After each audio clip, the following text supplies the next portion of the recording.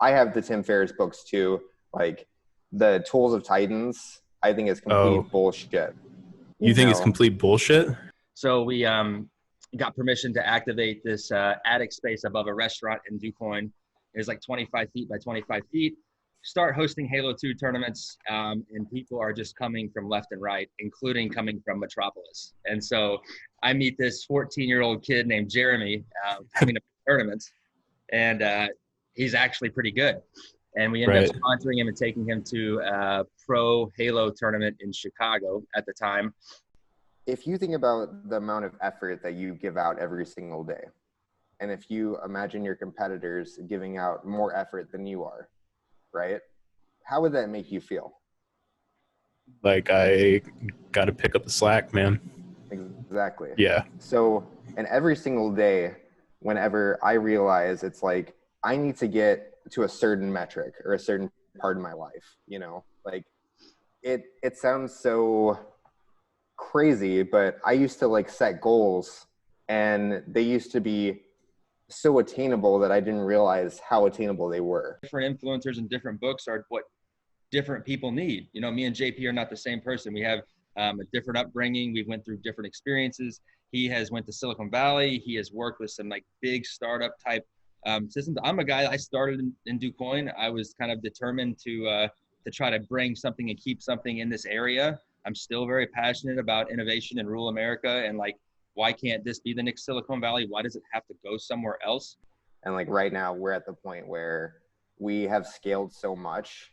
And in terms of where we're heading, like when you asked me what the future of esports was just then, I immediately was like, let's pull out our roadmap because we're building. I mean, there's a lot of UGC projects to where we've overextended so hard and we get done and our team's disappointed, but we look at the product and we're like, it's great. We just didn't do these replays. We didn't get this thing done. We didn't do this one tweet. Sure, we didn't hit all of our marks, but we still produced a great product. And I certainly believe that you won't know unless you try. I think that's for me, the biggest driver is like waking up every morning saying, you know, today's not my day. I feel like I got a ton of rejection yesterday. I don't know what I'm going to do. And then you just got to look at yourself and go, I'm going to keep shooting my shot. And, you know, you keep shooting, one will go in.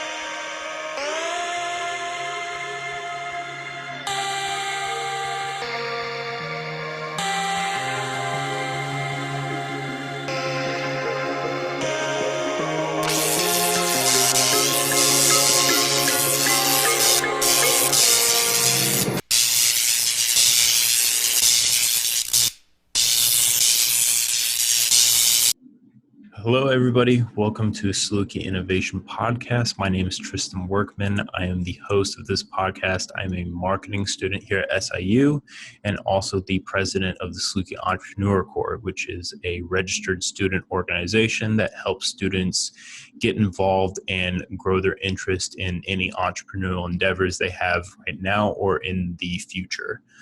This is a podcast that focuses on anybody in the Southern Illinois community that is onto big ideas, are working on research. Maybe you're an entrepreneur, you started a new business, you've been in business for a while.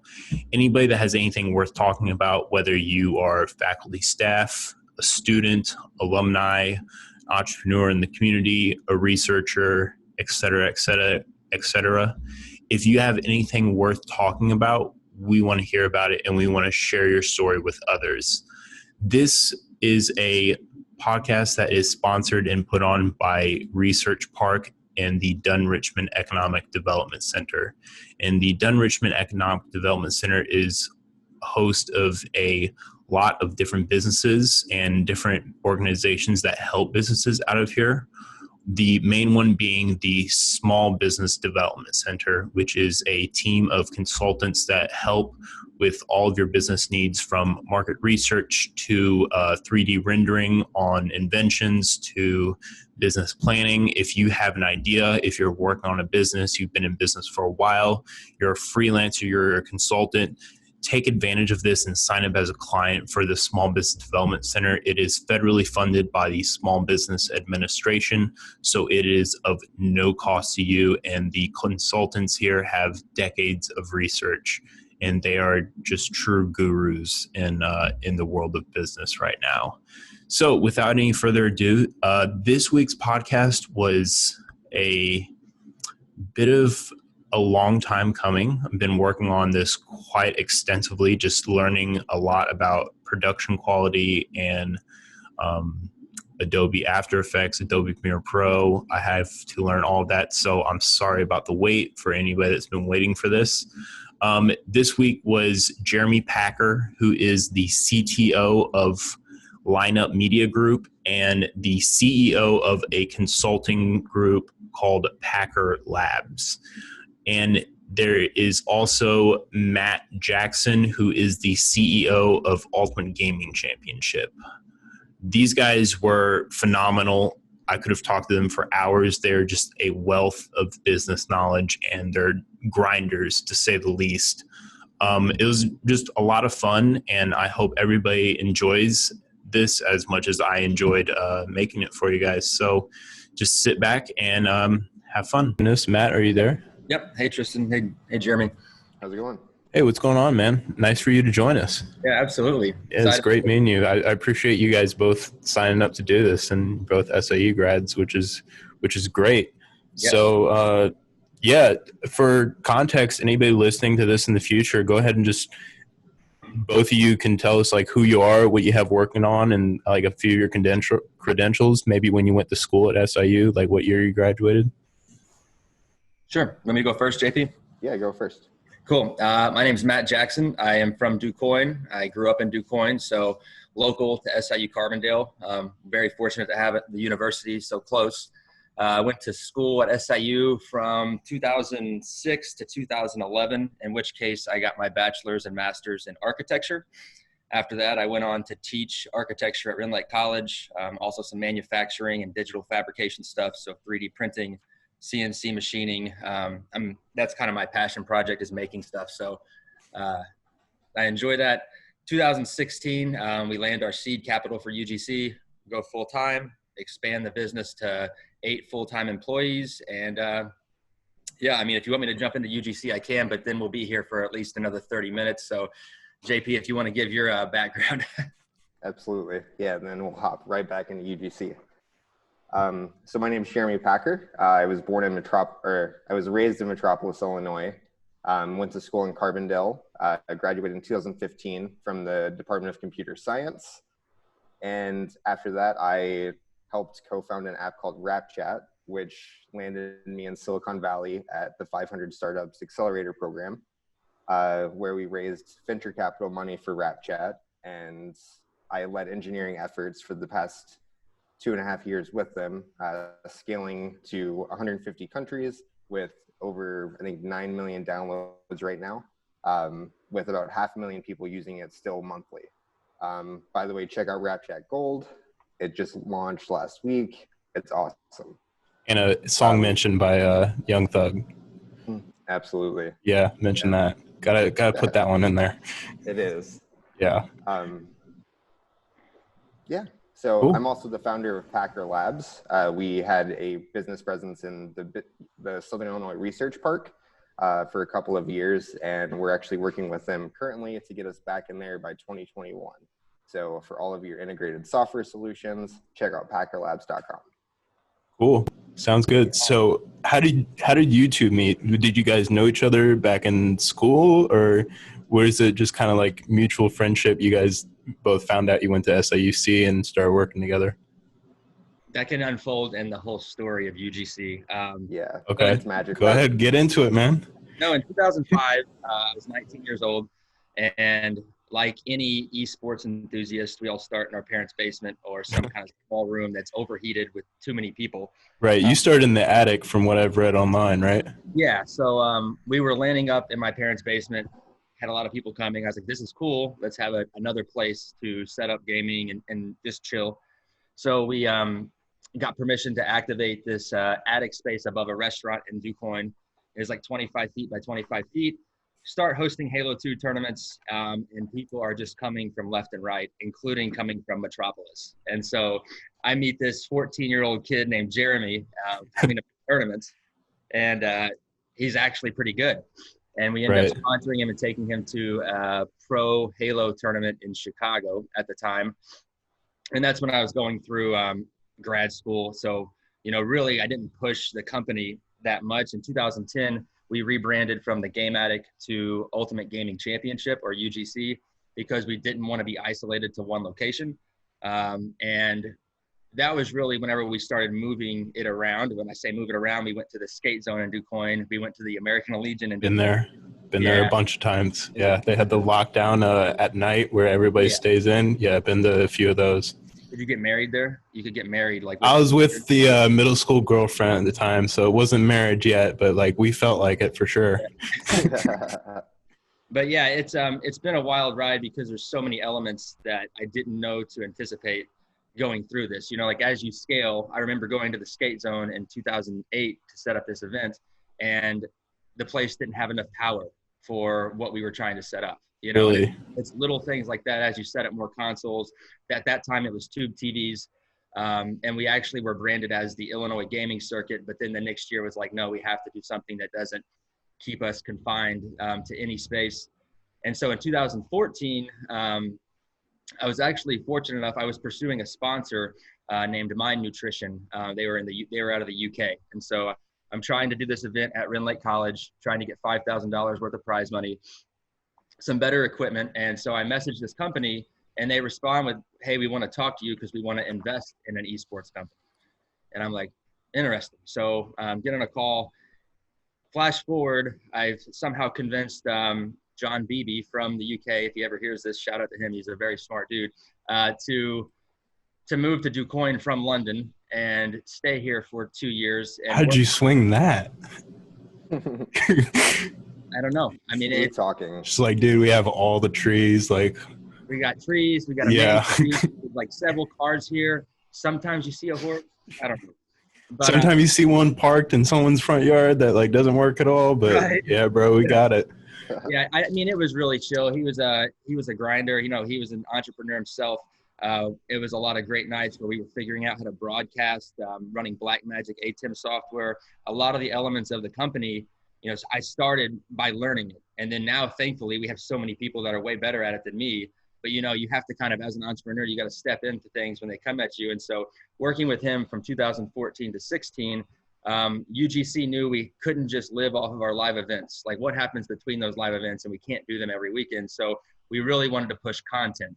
Right. And so we thought we could connect with our fans week to week content and then land these bigger event gigs with like Microsoft or Caesars. And kind of balance out how the business works. So we actually had Clint Maven Evans, which is now one of the #1 Call of Duty World League casters, and Scott Lucier, which was a former Halo 2 pro, moved to DuQuoin as well. And they lived in DuQuoin for, I think, around 8 months. One thing to mention about that too is that anyone who played Halo 2, if you're familiar with the quote unquote Gandhi hop, we had Gandhi living in DuQuoin, Illinois. Oh, yeah. Really? Is this like deal. A famous player? Sorry, I didn't play too much Halo. I mean, he was a champ. I mean, he was an MLG champion in Halo 2. As JP said, there's this move you can do in Halo that they figured out that if you jump and crouch, it makes you hover a little bit longer. I've seen this before, yeah. Okay, I didn't know the terminology was Gandhi hop and that he was living in DuQuoin. Yeah. So, I mean, if you're in the Halo community, it's a very cool deal. I had people come by DuQuoin and like open the door and like stare at him for a little bit. But seriously, in terms of esports at large, he's just a big community figure in his games. He now works at High Res Studios and has developed Rogue Company, I believe is the new launch that they just put out. And so Right. I expect to see some cool esports stuff from that. But anyways, with Maven and Scott, they lived here for 8 months, and we got to a point where we were helping them eat, but that was Right. about it. And they got offered jobs at a game developer and at MLG, then ultimately Activision, to commentate over Call of Duty, which is what UGC was doing at the time. Is we were running Call of Duty pro matches every night, and they were casting them. And we would get 1,000, 2,000 viewers every night. These guys were great on camera, very off the cuff.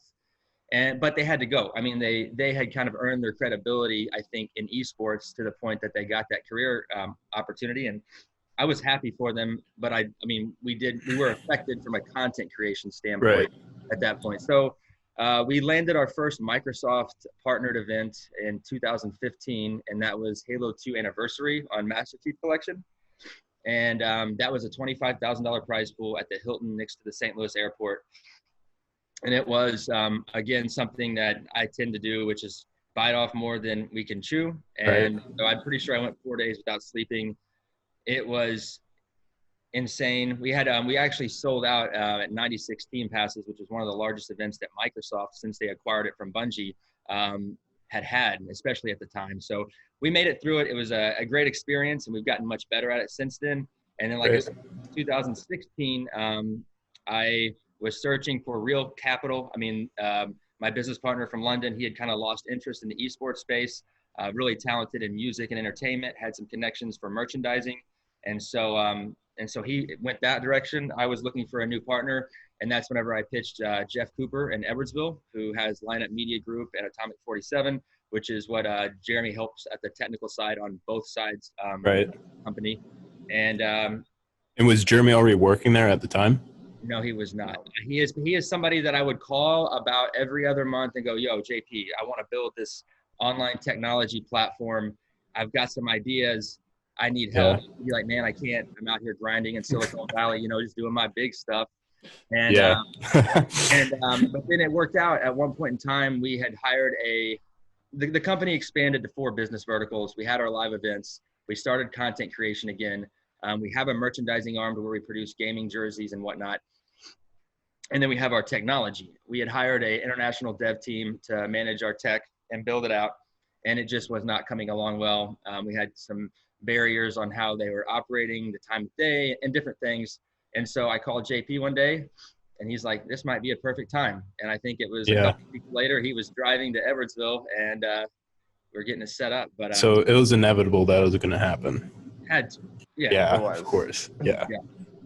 So I have kind of a selfish question that I want to ask, because I know, Jeremy, just from listening to you talk and kind of creeping on your social media, you struggled and correct me if I'm wrong, but at the time when you were in college and working on different projects that you're working on, you kind of seemed like you struggled, like necessarily balancing that with academics and people trying to push you in a different direction.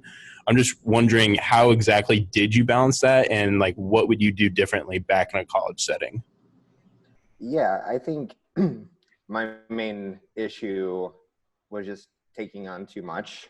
I also think not having proper mental health back then. I think people get stressed out really quick in college, and you don't really, at that time, it was definitely like, you don't talk about it. And nobody talks about the quarter life crisis. No. It's a real thing. Absolutely. I mean, not to mention, like, I went through computer science, which was just very challenging, and also trying to start a business that I was willing to drop out of school for, you know, like, which failed miserably. Like, it would have been an awful idea. Anyone listening, don't do it. Get your degree. Like, you have to have a foundation before anything.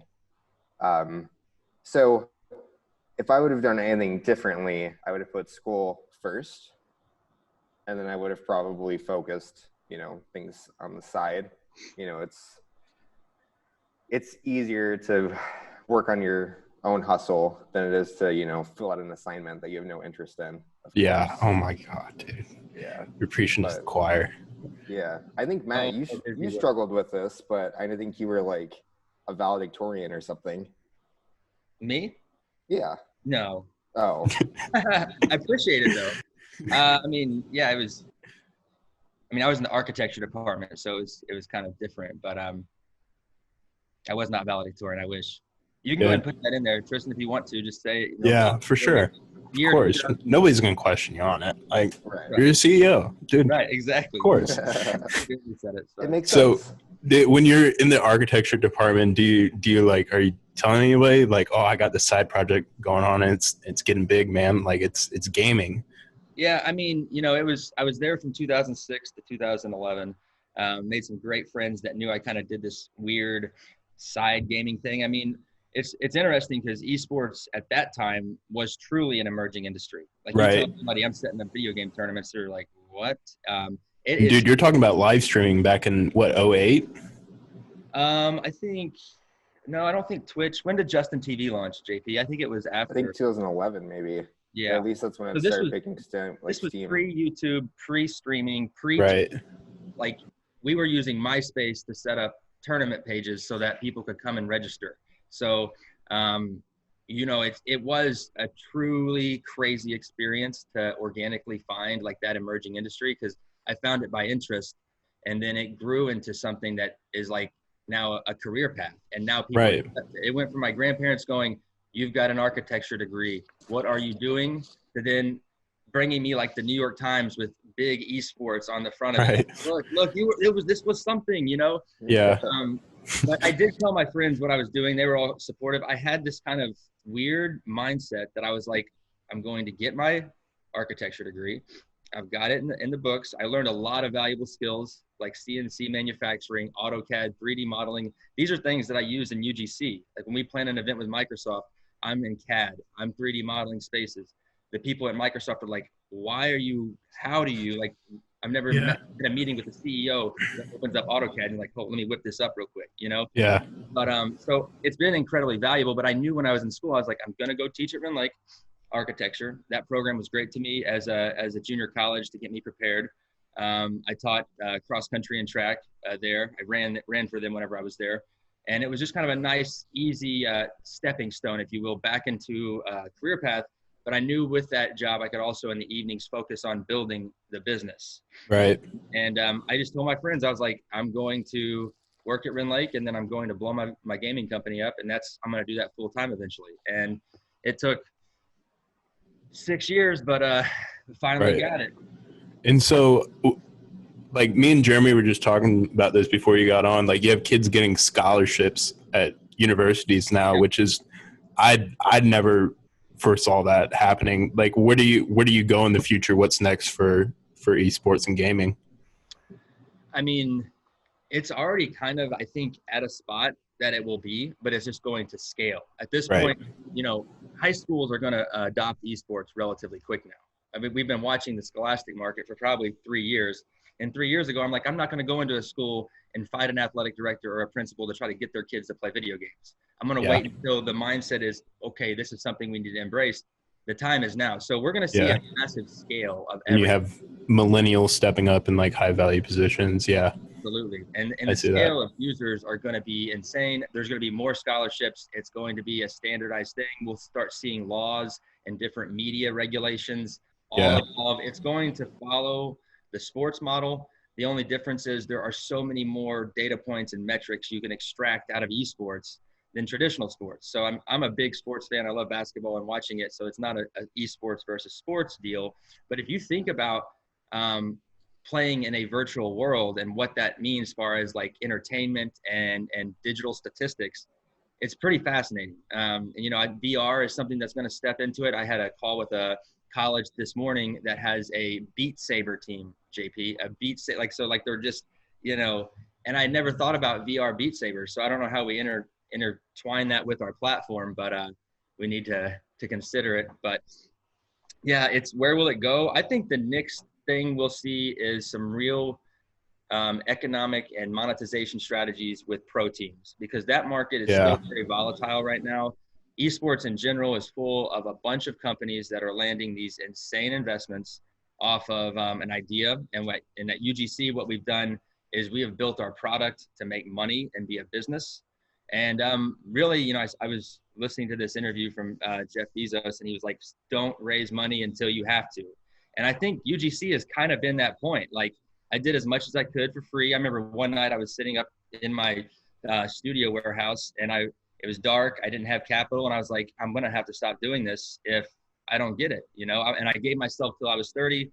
I swear, a month before I turned 30, in July of 2016, we got investment, and I'm like, that's it, to the moon. Yeah. So, Jeremy, you have anything to add? No, I mean, I think it's a prime example. You Yeah. know, like it's raising capital and getting to that point. Like you have to wait for it. And like right now, we're at the point where we have scaled so much, and in terms of where we're heading, like when you asked me what the future of esports was just then, I immediately was like, let's pull out our roadmap because we're building it. yeah. Yeah, that is true. It is kind of untapped territory. Yeah. Yeah. So, That's a good point, JP. It's interesting because with the pandemic hitting this year, see, UGC had kind of done the live events. Okay, we can serve more people with content. Okay, we can access more people with a digital platform because everything gaming is digital. So if we could get our tournaments in a digital ecosystem, but still provide the same experience that we provide at the live events. Because I don't know if anybody's seen our live events or if you checked out pictures or anything, but it's not just a room with video games anymore. It's right. LED walls, projectors, intelligent. It's entertainment. Yeah, absolutely. Yeah. And so we just take that experience we want to create at a live event setting, and we're trying to do that with our tech.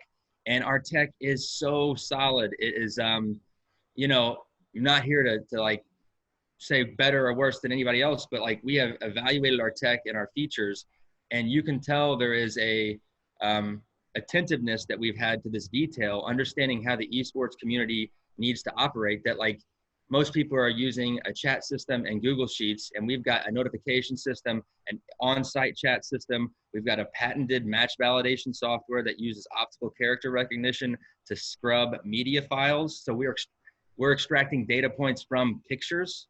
Like nobody is doing the stuff we're doing, and it's all built to scale and automate our process. So I'm glad you said that, JP, because it's hard for me to see what the future is, because we already have so many cool thoughts that we're trying to push that esports barrier that I just don't see a limit. I mean, this is going to be everything. I think that eventually I'd love to see our platform have a 3D ecosystem. So you're almost walking into it and you can click and interact through it to see like, there's the main stage, there's the featured stations, because the pandemic has literally caused people to have to only operate online. And we've been approached by the U.S. Army, the U.S. Navy, American Heart Association, LG Electronics, Intel. I mean, one of the partnerships, the NFL and NASCAR. We're having all these discussions with these companies, and it's happened within the last 3 months. It's been insane. So because this is probably nothing new to you guys. Like you guys were probably well prepared whenever everything went down. Like. And these other guys are kind of like, what do we do from here? Like, who should we call? We should call the gamers. Like, they've been doing this forever. Yeah. And I mean, it's interesting because there are still people in the space. Several, I would deem them as our competitors, that their focus was building out more LAN centers or physical properties or more live events. And whenever I would talk to them pre-pandemic, I told them we had shifted focus to our technology for the last 1.5 years, 2 years.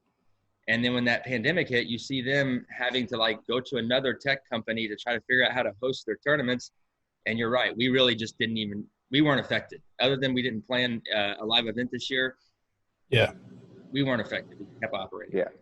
We had to cancel 2 live events actually because of COVID, So I think the big thing too, this year is that we switched kind of our focus from B2C to B2B in order to build out our B2C business, client acquisition, like being able to bring on a big brand. We'll use like the U.S. Army esports, for instance. Like, we hosted 18 events for them just this year. Or I think even 25 maybe, but it was nationwide activations with, a huge brand. And in that, we were able to bring on so many users to our platform that we still activate. And so being able to use that B2B relationship to then convert those customers into our own that are still living on our ecosystem has been huge. Yeah. So, so economically, did customer acquisition costs go down when you're targeting kind of like a bigger brand like this rather than going directly to the customer? It varies, I think, Yeah. in terms of marketing budget and what those companies are also assisting with. Right. In those situations where the activation is happening on our site, of course the user has to become activated on there. Mm-hmm. Yeah. So it fits in with, activation costs that way. But at UGC, we're actually spending no money on paid ads right now. Yeah, that's crazy. And I think So- that's a product of like, as a startup, you don't have just a plentiful amount of capital, and Right. so what UGC chose to do was focus on our capabilities and our product. Right. And in some cases, I've looked at myself in the mirror and been like, did I mess up? Should have I put a ton of money in marketing, get the brand to where it's got so many followers, so much of this? But to JP's point, by landing these partners, it's a real creative way to land a sponsor, make some money, and user acquisition, because they're going to have to be entered into our digital ecosystem. I mean, the Scholastic space, we're looking at hundreds of thousands of users we could populate on this site and be interacting daily. Right. And we're seeing that model work. I'm not saying that if we didn't have some money for customer acquisition or marketing, we wouldn't use it. We certainly would. But at this point, it's a cool concept we're seeing unfold.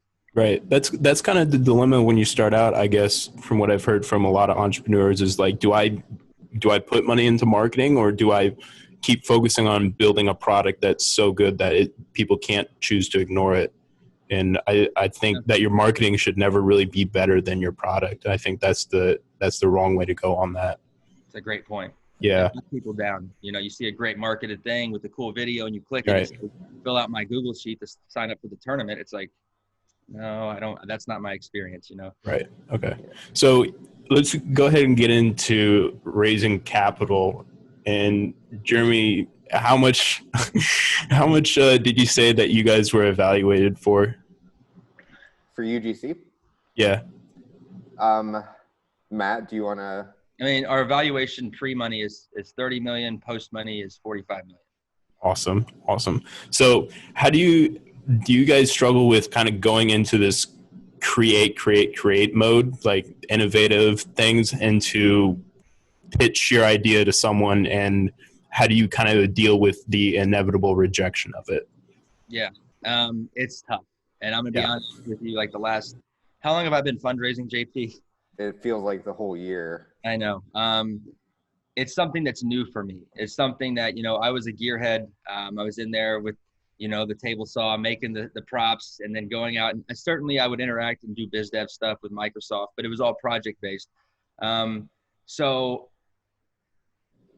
I guess there's two parts. It's an emerging industry, so it's already a challenge to educate people. Like when I go into a room and talk to someone, I take for granted that people don't understand what an online technology platform would be for esports, And then there's also the case that everybody will say they have one. So now how do I explain to people that barely know what esports are that these different variables and features are game changing to the space?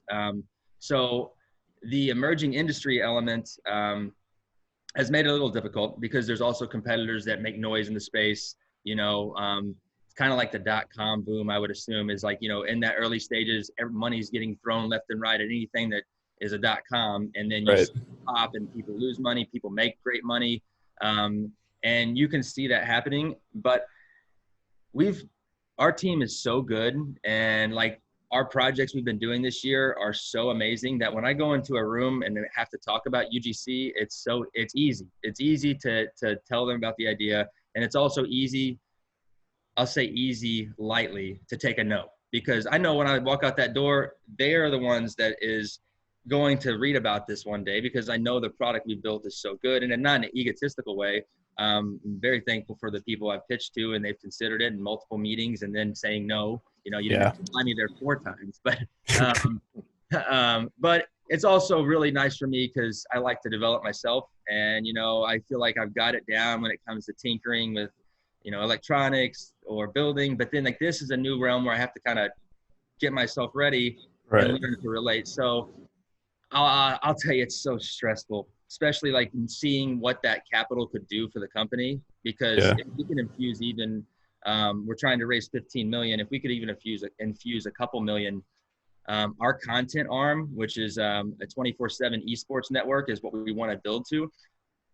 We could start that. But right now we're kind of in this weird limbo spot where we're limping it along to see where it needs to go, get that proof of concept. Right. So has Jeremy, have you been kind of like a good resource kind of walking him through? Because I know you did quite similar aspect with Rap Chat. Yeah, I think the level of fundraising from like being a technical person versus being a CEO, like we would get vastly different questions. Yeah. I think that the one thing that's similar is the fact that we were both pitching an idea that a lot of people just did not understand. Yeah. I think it's, the trends though is that when we were fundraising, like audio was like the next big thing in mobile. It's like voice. You had Gary Vee. That's going to be the next generation. Yeah. So obviously building a top 50 audio app, we were in a good spot to do that. Yeah. UGC with being around for, 10 plus years, also being a name in esports with all of these big brands, we are in the place to do it. And right. It's like esports is one of the biggest keywords and buzzwords that you'll see. Yeah. That's a good point. Just going from kind of one emerging market to the other. I think at the end of the day, any business, like business is business, and rejection is going to suck. But yeah. The thing is, and Matt, you can correct me if I'm wrong, but as we've evolved the product over the past like 6 months during your fundraising, it's gotten a lot easier for you. Yeah. It definitely has. I mean, especially it's kind of interesting because of the pandemic. A lot of my meetings are like this, where you're going into a video call similar to today and not knowing who I'm going to meet with, what they look like really, like there could be multiple people on the call. And so it's like every day I come into the office and I'm having to either discuss a partnership strategy with a brand or some kind of scholastic strategy or fundraise, but all of it revolves around me talking through our investment or corporate deck. So it does become kind of second nature and easier. I'll say from a JP perspective, having him on our calls to walk through the technology component has been incredibly helpful. He shows like a level of knowledge and experience that I think that just adds value to UGC. And yeah, we'll see what happens. I mean, we have some good leads by the end of the year. I think we could raise some capital, but I'll also say we might get cash flow positive before we need capital. And if we did that, then we become the esports unicorn, which is kind of our goal. So absolutely. Who knows? Nice. So what are some of the other competitors in the esports arena, and where do you really see yourself kind of differentiating? You talked about the technology so far, Sure. But what are they doing differently compared to what you're doing? There is one competitor called Nerd Street Gaming. They're out of the Philadelphia area. Nice dudes. They all come from sports marketing, or a lot of them do. And so they're very knowledgeable in like the entertainment and sports space. So we've talked back and forth. They've given me some advice. They've helped me with some fundraising leads. So it's a competitor, but it's a happy competition. I guess I would say the differentiator is their target was to truly do a LAN center type franchise and do more of activating like St. Louis, Chicago, Columbus, LA with these actual physical locations, and then have like a hourly pay to come play. Also rent the space out for maybe high schools or colleges that need an esports arena. So I think the model there is interesting. I think it's I think that it maybe lacks a little vision for kind of where things are going. But I also know I would love to go and have a place to do what we did back in 2005, like with LAN parties. So it's they've stepped into some other stuff with content creation, and they'll inevitably have to evolve their business model to technology. I mean, I think what differentiates us is we've been doing it for so long that, we've seen some of these trends already, and that's why we were kind of at the jump of the curve for the tech development. So I think these companies are just starting later. And once they figure out that, okay, we can have a physical presence, but now we need a good digital presence, and now we need to be able to serve a bigger market. So my hope is that we are ahead of the curve, and but that would be one in the space. There's UMG Gaming, which is they actually were started in Alton, Illinois, so around this area. They've been acquired 3 or 4 times. No longer, the founder's no longer with them, and they develop content. They have an online platform that has fairly low activity. I sound like I'm just bragging on ourselves, but we just have been so forward thinking with what we're trying to do. Like, somebody will develop an online platform and have 4 people playing in a tournament, and we're over here trying to figure out how there can be constantly something every hour of the day for every user to be doing. And so I don't really see anybody positioned like we are. We've been a very efficient team. We've done a lot with much less resources than any of those people I mentioned. And I think that's what makes us valuable. I think that's what makes us different. Yeah, I think with everything out on the internet right now, your attention can be pulled in so many different directions. I don't necessarily think there is such a thing as too much content, particularly for this kind of market that's emerging like this. Yeah. And a lot of times when I talk through our business model, I'll go into our live event arm, our technology arm, our content arm, our merchandising arm.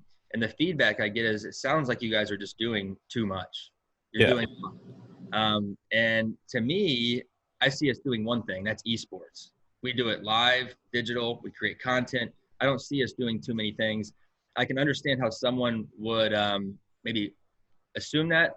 But again, I kind of reference Jeff Bezos and Amazon. He talks about this with Amazon as well, as when he was trying to raise, and whenever he was talking to people about his business, they're like, you're doing too much. Why not just sell books? Or why not just sell, like, why are you trying to do all this stuff? And it's like, I'm not doing too much. I'm doing e-commerce, And so it's like, I see some parallels to these other industries that have emerged in those companies that actually really blow up. And, I think that UGC, and it's credit to our team for sure, not me, but like the UGC at large, we've got the chops for like the next 2 years to do something crazy.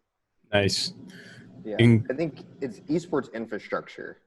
That is the main thing, because people don't realize what they need until they get into it. And a lot of the things we've seen about our competitors, they've raised a lot of money and they haven't done anything. Yeah. That's the wild part. That's the hard part. Every day, that's the hard part. To wake up and see a new startup land a $15 or $12 million Series A or whatever. And it's like, I know that there truly is, it's about who you know and who you get in front of. So I know that's a big element, but probably my biggest mental fight is just every day staying believing that this product is something that's going to be game changing, because I have to see that stuff in the space. It's like, right. And there's all these different emotions where you get angry. You're like, we have to do something that's going to just show them, it's like, there's all these things that run around your head. But I don't know. You guys would probably be more knowledgeable than me on this. How does an emerging industry fundraising and kind of capital raise go versus just a traditional industry, because I think that people can land a lot of money. There's a company on the West Coast that's raised $94 million. It's like, what? And they do, and to JP's point, I don't know what they're doing. They have a technology platform that is okay, but I don't see mediocre. Yeah. I don't understand how that much of a capital can be raised. So I guess to you guys, and maybe JP, your experience, JP would be better suited for this than me. Yeah, for sure. I'm out of my element. But JP has told me before, equity is gold. So not giving that up in exchange and just getting the money when you need it, I feel like is the better route for the long-term game. Yeah. I'm just wondering, so it's common in tech, it's common fundraising, that element. So is there any traditional markets? Let's just use, I guess, an online store. I don't know, JP, but are people in any investment space getting these crazy investments for, I would say selling air for the most part? Are they getting these investments off an idea, or is it because they have the esports flair tagged with the raise that they get someone walks in and says, I know esports is going to be big, I'm going to throw a chunk at it, I'm not going to do my diligence, Yeah, I think we're doing a competitive analysis right now on some esports consultants in the space. And ironically, 2 of those people can hire us to manage their esports operations. So it's very interesting to see how embedded we are in these spaces. But in terms of like non-traditional markets, you know, it goes back, like you rarely see a mom and pop store raising $5 million. Yeah. You know, that stuff doesn't get news. It's, you know, to get on TechCrunch, it has to be tech. It has to be those big flares. But the one thing that I'm noticing, and I think I sent you a message at like 3 a.m, and I was like, we need to start using the participation metric versus a tournament metric, you know, because when you have a huge site like that that's hosting 100,000 tournaments a year and only 10% of them have 5 players, that doesn't look you know, it's not good. Yeah. But when we have 97 participation rate in all of our tournaments, that's a metric that stands out. And I think that because esports is so new, the metrics that are out there are not valid. You know, like you have, I mean, I hate to say it, but you also have that Bitcoin effect when it comes to these buzzwords. You had to bring up Bitcoin. Oh, of course. Buy now. Buy now. But I think like it's just crazy because you wouldn't be able to raise that kind of money in a traditional space without having clear cash flow positive in the next 2 to 5 years. Yeah. You know, and it's like, if you look at a lot of these, you know, big founders who are raising money, you know, when I mentioned like equity is gold, why are they giving so much equity out in Series A? You know, it's either they don't believe in it and they want that golden parachute, or, you know, they're doubling down. And like, it's very hard, you know, especially. Go ahead, JP. Oh, I'm just going to say, it's very hard to like wake up and see competitors or people who weren't there 3 months ago all of a sudden raise money because they have a quote unquote pedigree team from across industries. And like, there's nothing more arrogant than thinking that like throwing a group of power people is going to make the next unicorn. You know, like teams don't work like that. Yeah. So, you know, and I mean, to that point, and I have been doing this for so long, like I have rented my equipment to UMG, to a company that was called Iron Gaming, that came and went, and they raised money and they didn't make it. And I've seen so many companies in esports show up, try to do something that never makes sense to me, and then they're gone. That I think that maybe is what gets me through a little bit when I see these big investments. Is I'm just like, I think I maybe tell JP, I'm like, well, in 2 years we'll see them in the esports graveyard. Like it'll just come and go. And it's funny because a lot of them are calling us to help them figure out what to do now. I've had people that have got investment call us and say, look, we want to get some Microsoft events. We want to program a live event. We want to do some content stuff. And I'm like, I want to fundraise. So like, you know, like it's like, help me out and I'll help you out. But it just shows kind of a testament to UGC's capabilities, I think, and our experiences, because we have like literally our competitors asking us to manage their online stuff, manage their live event stuff. And what they're really doing is giving us touch points for user acquisition. So if they're going to fund it and pay for it, then we will, you know, we can benefit from that. I think about like Shark Tank, and I'm sure like JP, you probably have people like, go on Shark Tank, go on Shark Tank. And when people say it to me, I kind of get because I'm like, I don't have the numbers. It's like you know what they're gonna ask already. Right. Yeah. Oh yeah. Yeah. Look at your valuation, and it's like, you know, our valuation in UGC is based upon the emerging market. So like based upon the climate of investments. So the other investments going on are similar to what ours are. So if that value is being a market standard, then that's how we standardize our valuation. And then we have projections. We have projections about partners that we're working with in the scholastic space and how many schools they have access to that we get into. And so we know we charge them X amount. So we can do projections, but in terms of like month-on-month revenue and our valuation, of course it doesn't line up. It's an emerging industry. This is, I mean, like if you look at I don't think there is a correlation, and correct me if I'm wrong, between amount of money that a startup raises versus whether they're going to be successful 10 years down the road from now. Not at all. Yeah. I think the prime example in that is Facebook's Red Book. And if you've heard of it, but it is a little red book that Facebook gives all of their employees whenever they, you know, start Facebook. And it's basically like culture fit, but it also has a lot of mantras that Facebook has. And one of the mantras in there that always sticks with me is to build the next Facebook before they do. Yeah, they're just thinking about how someone else is trying to put you out of business. Exactly. Right. You know? And I think those types of things are so important. You know, like if you have that focus where it's like, we're going to build a generational company, like Standard Oil, for instance, you know, those companies that have been there for so long, like will, you know, it really, that depends on innovation, you know, and direction. I think culture is the correlation. I don't think a lot of companies fail because of lack of resources. I think most of them fail because of lack of resourcefulness, which is a virtue. It's not something that's tangible. And I think you guys have that in spades. That's great. I like that. Yeah. You need to quote that. That's Tony Robbins, man. That's too many audiobooks, you know? Right. Yeah. I'm not going to take credit for that one. What fascinates me is, and I know this sounds so goofy, but I was scrolling through Instagram and I saw this electronic thing you mount to a stud on your wall, and then it's got two cables, and you put a digital button in and you put the weight you want, and then you've got a cable machine that's driven by computers putting pressure on the cables instead of heavy weights that you would typically be picking up. And when I saw that, I was like, problems are being resolved with resources that were not accessible then. And then it also drove me to think again about an Amazon quote is, you know, Jeff Bezos talks about how he didn't have to invent the computer or the internet.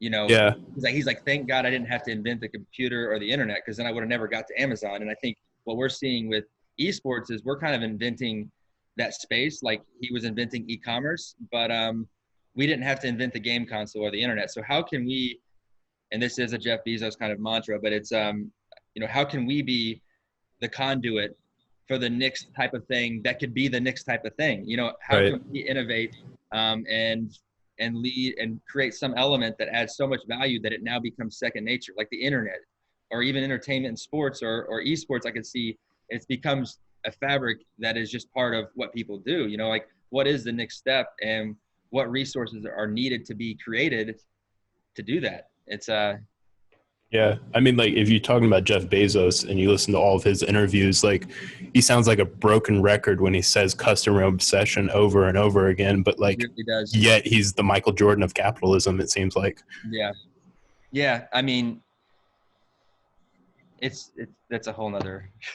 So you have all these books behind you. Like, you got a bunch of Tim Ferriss, which I love. And then Good to Great, Persuasion is another one I see back there. What? All those? Huh? You can read them. Wow. All right. Yeah, good eyes. Yeah. But part of the aesthetic for my. It's mainly the covers. I've read them before and I recognize the covers, but the words are a little grainy. Yeah. But and then you talk about CEO interviews and kind of learning in that aspect. Like, do you balance, or do you have one that you like preferably for business more so than the other? Because I've been watching a lot of CEO interviews lately, and I'm just like constantly writing stuff down. It's just like a gold mine if you listen to like Bill Gates and like Jeff Bezos talk about business for like 2 hours. And the crazy thing is like they have like 2,000 views on YouTube, and a guy like Gary Vaynerchuk or like Grant Cardone has like millions. Yeah, I mean, there is this. I mean, first of all, I think I would prefer to read a book. You know, like I read a book old, and it was like really eye-opening at the about emerging markets. I think that it is great to listen to these CEOs, like you mentioned. I find some of the social influencer kind of business representatives they were great, but then now it's almost like I get it. Like, I get it. I can't effing stop. I get it, man. Like, I got to get my whatever. Like, I got to be hyper aggressive to you, man. You got to get out there and grind. Like, I understand the motivation there. I guess for me personally, it did the trick for me. So now I'm ready for like something else, you know?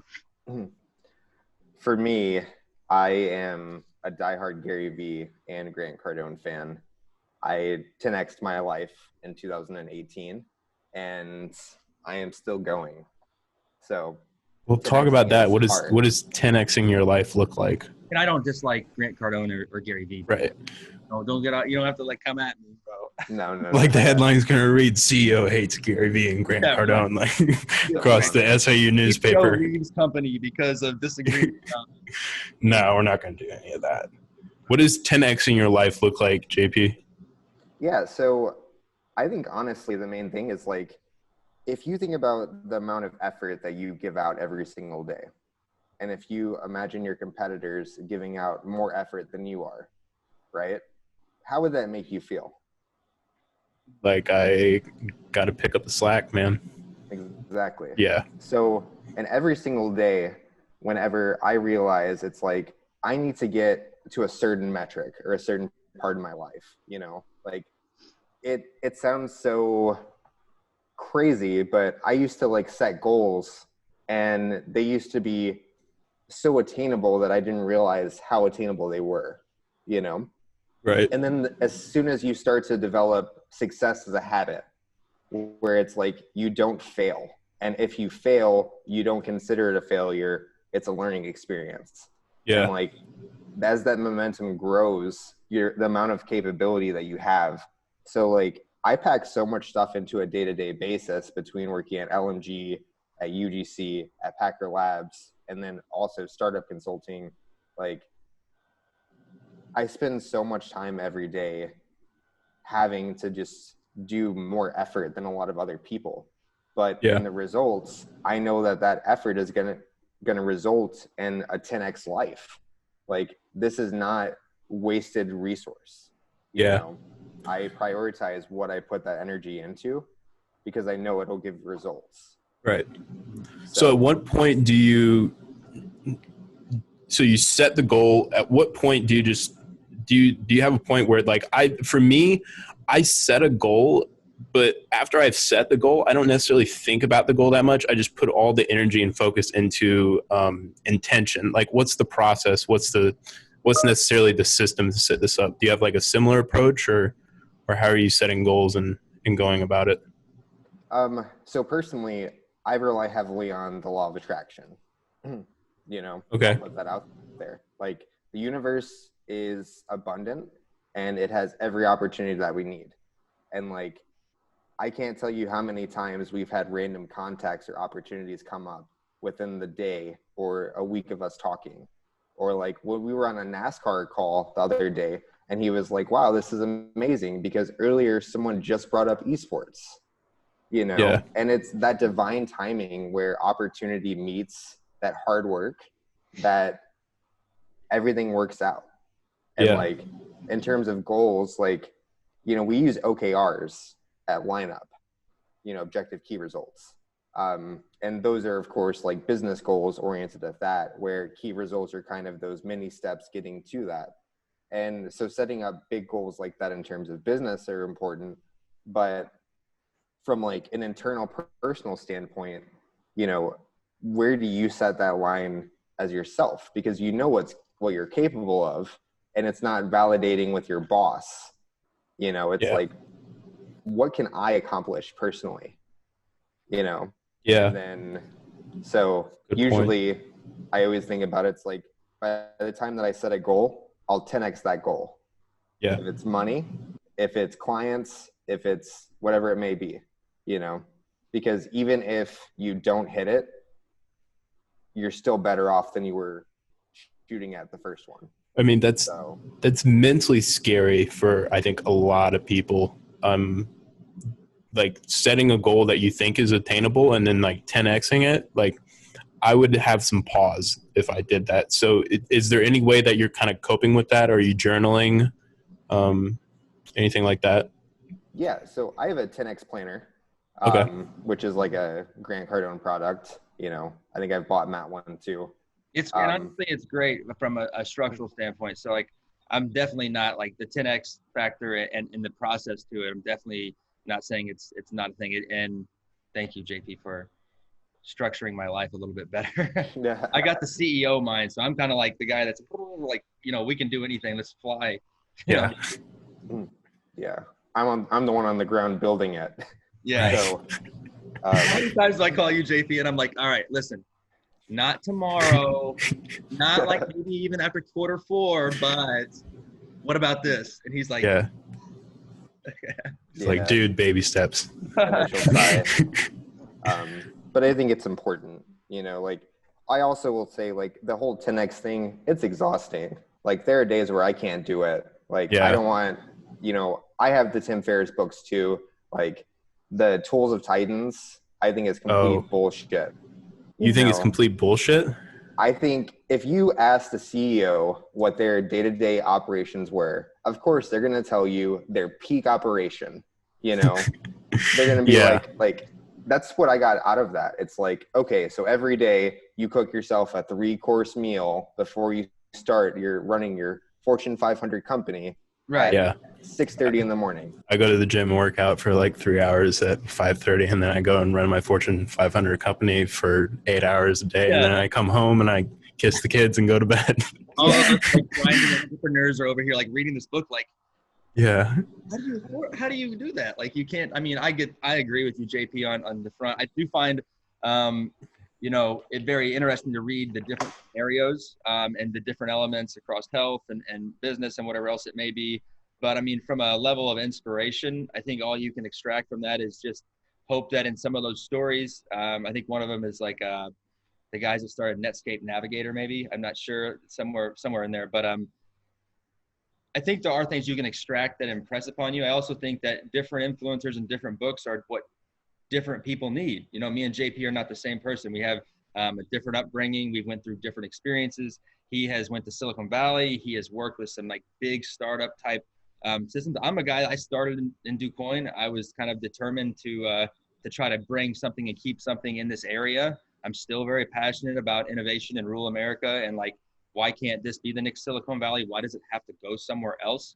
And I'm kind of hard-headed. And I also believe that human beings are brilliant and we can do anything. And we just have to keep our mind determined and goal-focused. And there is small steps. And like JP said, if you shoot for the moon, if you don't get there, you're still going to land somewhere better. I mean, there's a lot of UGC projects to where we've overextended so hard and we get done and our team's disappointed, but we look at the product and we're like, it's great. We just didn't do these replays. We didn't get this thing done. We didn't do this one tweet. Sure, we didn't hit all of our marks, but we still produced a great product. And I certainly believe that you won't know unless you try. I think that's for me, the biggest driver is like waking up every morning saying, you know, today's not my day. I feel like I got a ton of rejection yesterday. I don't know what I'm going to do. And then you just got to look at yourself and go, I'm going to keep shooting my shot. And, you know, you keep shooting, one will go in. And I think there's a little bit of, and the mental health element is something that's so hard as an entrepreneur. Yeah. It's like just, you're alone a lot. You know, I went from being at Ren Lake where I was around people every day, students teaching and interacting, to then realizing when I went full-time UGC, there was a lot of days and nights that I'm not talking to anyone. I'm just working on something, you know? And that kind of, after a while, you start looking at it and you go, do I have any friends? It's like, do I even have friends, you know? And I think the isolation is what really kills a lot of people because it is quite lonely. Yeah. What I get.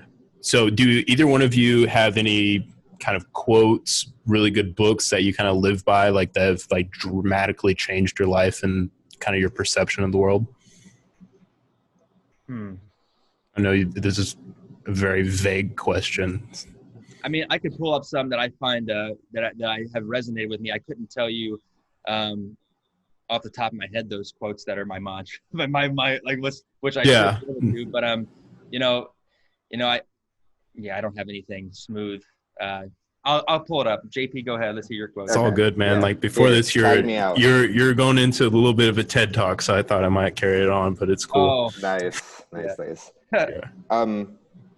You know, I mean, from my standpoint, like from the business side of things, the Lean Startup, you know, Eric Ries, like that was a game-changing book for me. I think now I have to look back at my list. I'm like, I think Blitz Scaling by Reid Hoffman. The idea of like, you know, growing at every cost. I think that was a very interesting thing. We actually weren't ready for this in terms of our company at the time I read it. But we'll revisit. I think The Platform Effect is a good book too. Is that what that one's called? Platform Scale. Platform Scale, yeah. And then How to Build a $1 Billion App, I think was the really good one for me. And that followed the group that basically made the Uber of the UK.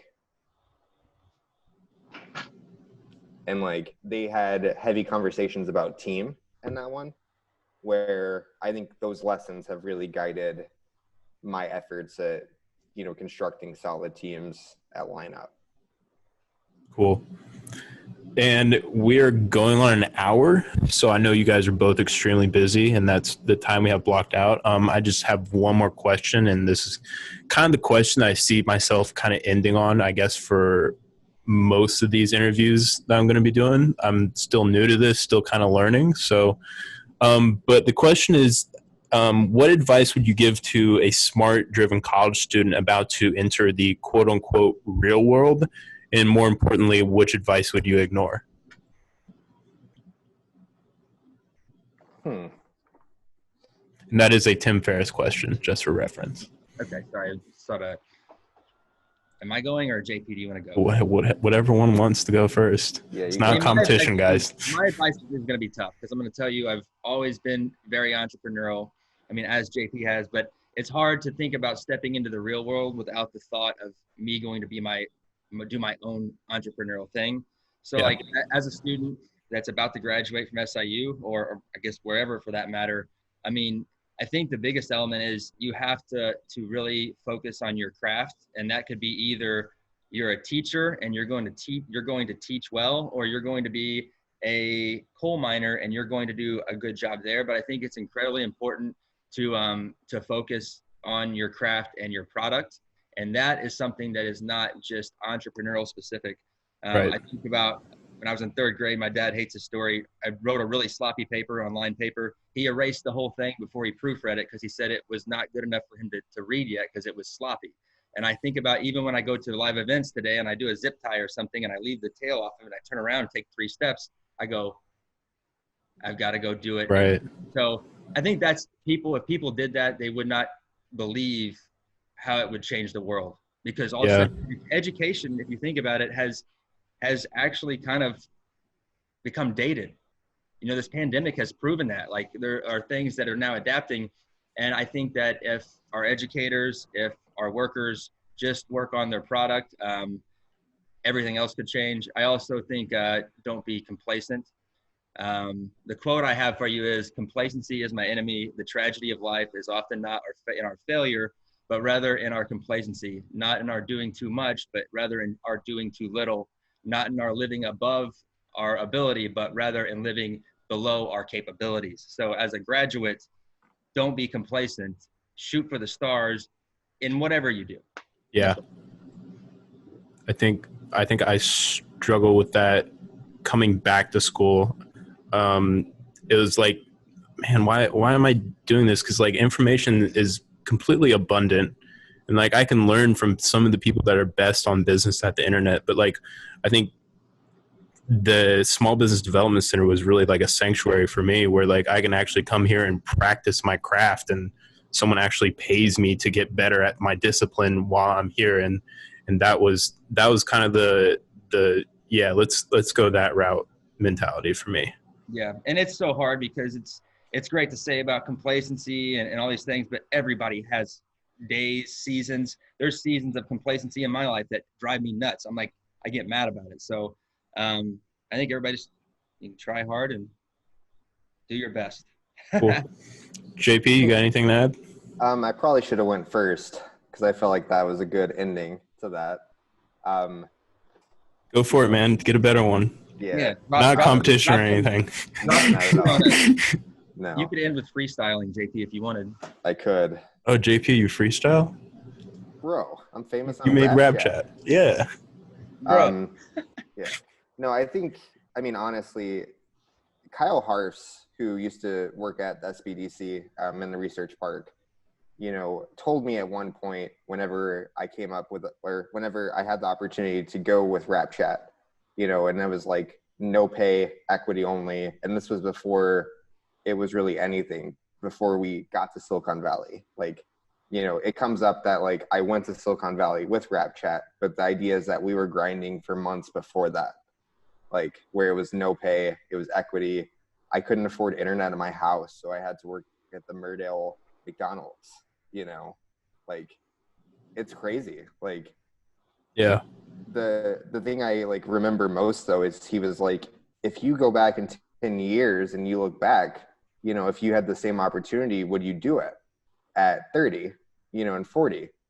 And the reality is like now when I have a salary and, you know, I don't know if I could completely uproot my life again like I could at 21 and 22. You know, Yeah. like I lived on a couch in Silicon Valley, like me and the two founders, like 2-bedroom, 1 bath, $3,000 a month. We had cardboard furniture. Like we struggled, but we were living the startup dream, you know? Yeah. And like that set me up, I think, in terms of like myself now, where if I wouldn't have taken that risk and done that, then I don't know if I would do it again. Yeah.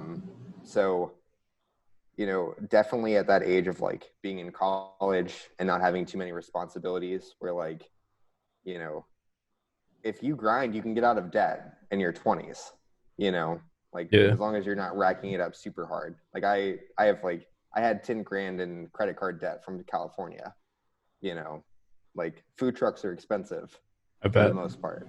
Yeah. But it's really just like, I mean, I posted that on Facebook not too long ago, but like you have to believe in yourself, you know, and like you have to believe in what you want and what you're fully capable of, and like take those risks in order to do it. Yeah. So like And I me think- and Matt joked about this the other day, but it's like our main purpose, like we want to build a dome over Crab Orchard, you know. Okay. I mean, yes, that was a Just- conversation. We just are kidding. going to do it one day. Don't worry. Okay.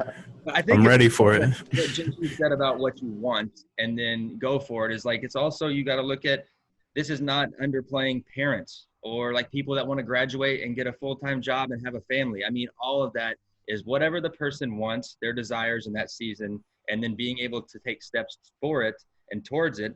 I mean, that's what it's about at the end of the day, because we all, I mean, everybody's journey of life goes the same direction, you know. It's, so you have to make the most for what makes you happy, I think. And you know, I don't think people should, everybody needs to realize every human being is different, and what one person really values, which might be a family with kids, another person wants to be grinding in a shop, you know, on a startup, and neither one makes anything better as long as you do what you do well. Yeah.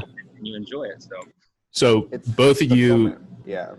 coming from starting out really humbling, like you start this business in an attic, and then Jeremy, you're sleeping on a couch with this company living the Silicon Valley dream. Like the mindset, I'm sure the mindset, and correct me if I'm wrong, is never like, oh, this sucks, like how am I getting out of here? Like I'm sure you guys were both so enthralled in what you were doing that you just like didn't care at that point.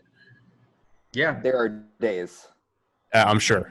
And I also think there's a level of, at least for me personally in my entrepreneurial journey, is like, I want to be content with where I'm at. Like, so I don't want to be complacent, but I do want to have the contentness where I don't feel paranoid. And as an entrepreneur and a goal setter or somebody trying to 10X, it's hard to be content and still be striving for stuff that you don't have yet. So like, you know, that is like a battle, a daily is like, I am content. I'm happy with where we're at. I always validate our team is great. The company is doing big things, but I am not complacent. So, Yeah. you know, that's a big factor. Whole gratitude aspect. Well, guys, this was amazing. I can't thank you guys enough for being on, and good luck to all your future endeavors. Real quick, if people want to see what you have going on, where are you guys found on social media? Where can they follow you at? Sure. Ultimate Gaming Championship on Facebook, at UGC Events on Twitter. We have UGC.GG and UGCesports.GG. Those are going to be one and the same at one point in time. So one of those sites actually explains about the company, and the other site is our online technology that is innovating the game. So if you want to check it out, ugcesports.gg. Cool. Absolutely. And if you guys want an app as cool as UGC, check out my consulting company, packerlabs.com. It's a nice little cherry on the top. You put it on there. You have to. Right, Always of be course. selling. All right, I think that's where we should end. That's good enough. Yeah, really Cool. appreciate this. Yeah, no problem, guys. Anytime, and I'm sure we'll keep in touch and we'll talk soon. Absolutely. Thanks for the opportunity, dude. Yeah, no problem, guys. Have a good one. Yeah. See ya. Bye.